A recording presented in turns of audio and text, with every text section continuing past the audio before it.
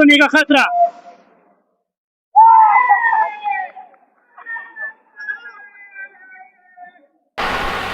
जश्न का इंतजाम करो, जश्न हो। जिम्मेदारी अतीक को दी है, देखते हैं अतीक पहले कप्तानी कैसे निभाते हैं। नदीम लेफ्टी, सैम अयूब गरीब होगा। एलपीडब्ल्यू तो आउट हो सकता था यार। अभी मजा आएगा ना भिड़ो।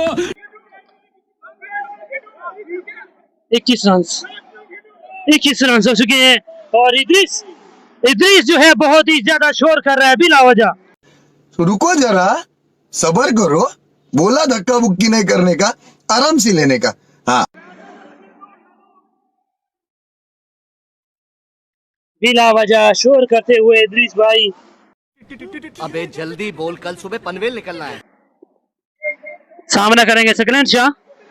दूसरे ओवर की दूसरी बॉल सामने सकलेन शाह खेला है, कैच होने का खतरा।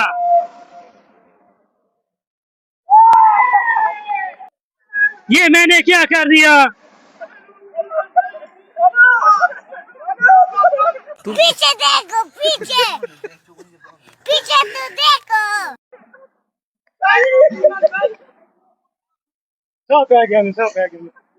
हाय हाय हाय हाय हाय। आज का भी लोग अगर हमारा अच्छा लगे तो सब्सक्राइब करें और शेयर करें, और जिसने मैच खेलना है हमारे साथ रब्ता करें।